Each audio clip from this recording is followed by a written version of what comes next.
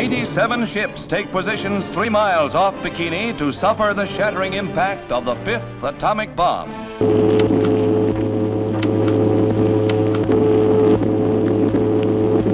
"25 seconds, 20 seconds, 15 seconds. Dr. Holloway, leader of the Los Alamos group, and the entire fleet waits in almost agonized tenseness. Now but 5 seconds to go, and...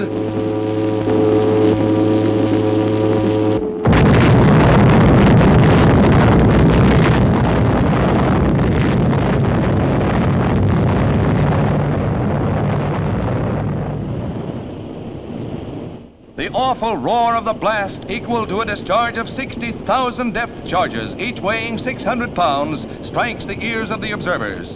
Many miles away, the raging might of searing flame, crushing force, and deadly radioactive water is seen falling in a killing mist as the great circular wall of sea closes in on the guinea pig fleet.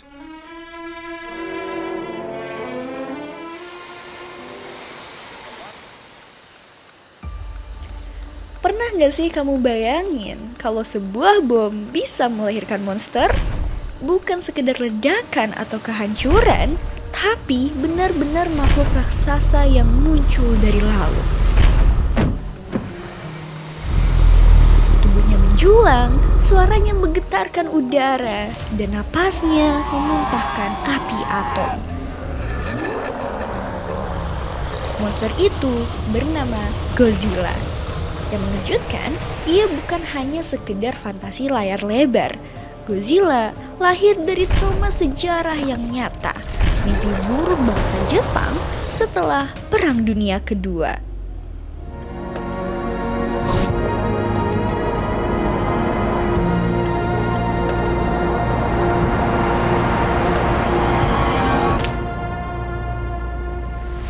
Saat itu, dunia menyaksikan untuk pertama kalinya kekuatan dahsyat bom atom.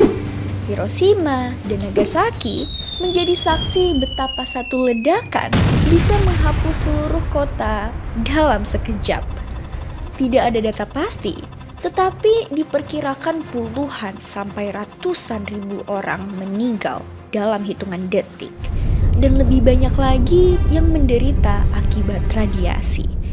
Luka itu begitu dalam sehingga sukar dihapus dari ingatan. Meskipun begitu, belum lama setelahnya di awal 1950-an, dunia kembali diguncang dengan uji coba bom hidrogen oleh Amerika di Pasifik. Ledakan yang lebih besar, lebih panas, dan lebih menghancurkan. Peristiwa ini seolah menegaskan bahwa manusia sedang bermain-main dengan kekuatan yang tidak mampu mereka kendalikan. Di tahun yang sama, 1954, sekitar 8 bulan setelah uji coba bom hidrogen Amerika di Bikini Atoll, film Gojira tayang di bioskop Jepang. Dalam film itu, diperlihatkan seekor makhluk purba yang terbangun karena radiasi nuklir. Godzilla digambarkan berjalan menghancurkan kota, meninggalkan asap, reruntuhan, dan ketakutan. Tidak sulit bagi penonton Jepang untuk melihat Godzilla yang bukan sekedar monster, melainkan simbol dari bom nuklir. Monster yang lahir bukan dari laut, bukan dari mitos, tetapi dari tangan manusia yang tamak akan kekuatan. Namun, di balik cerita itu sering muncul pertanyaan yang membuat orang penasaran. Apakah mungkin paparan nuklir benar-benar bisa melahirkan monster seperti Godzilla? Kita memang belum tahu kebenarannya. Tapi, dalam beberapa kasus, radiasi memang dapat merusak DNA dan menyebabkan mutasi genetik. Mutasi yang terjadi akibat radiasi bisa membuat sel tumbuh tidak terkendali. Yang paling umum terlihat dalam bentuk kanker. Pada hewan atau tumbuhan, radiasi bisa memunculkan kelainan bentuk, ukuran yang tidak normal, dan keturunan yang cacat. Tapi fakta uniknya, dalam jangka waktu lama, radiasi malah bikin hewan bermutasi jadi lebih kuat. Contohnya, kayak serigala dan anjing di bekas bencana nuklir Chernobyl yang punya kemampuan anti kanker. Walaupun begitu, kalau berharap bakal lahir makhluk raksasa kayak Godzilla, itu jelas cuma fiksi. Mutasi nyata akibat radiasi justru melemahkan organisme, bukan membuatnya lebih kuat atau lebih besar. Tidak ada kasus di dunia nyata di mana radiasi melahirkan monster super. Pada kasus umum, yang ada hanyalah kerusakan sel, penyakit, dan perubahan biologis yang berbahaya. Jadi, jika Godzilla disebut sebagai anak dari bom atom, itu lebih tepat dipahami sebagai simbol dari sindiran dan kritik, bukan kemungkinan ilmiah.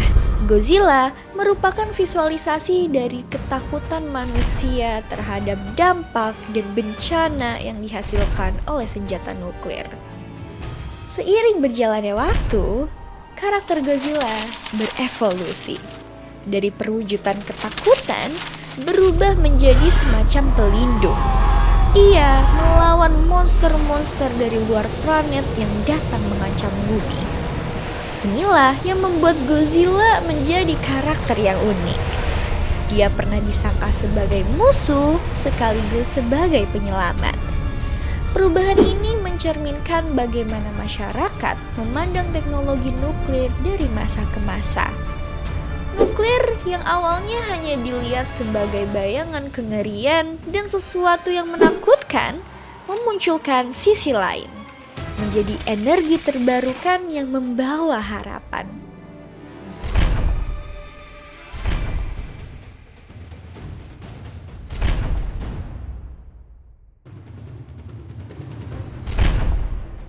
Godzilla pun akhirnya menjadi cermin dari kedua pandangan tersebut. Simbol ketakutan sekaligus harapan, bencana sekaligus penjaga. Mungkin inilah alasan mengapa Godzilla bertahan sebagai ikon global hingga sekarang. Setiap kali ia muncul di layar, baik dalam bentuk klasik hitam putih tahun 1954 maupun versi modern dengan efek visual canggih, ia membawa pesan yang sama. Monster terbesar dalam sejarah manusia bukan datang dari kedalaman laut, melainkan dari teknologi yang kita ciptakan sendiri. Ia lahir dari tragedi Hiroshima, Nagasaki, dan uji coba nuklir yang mengguncang dunia.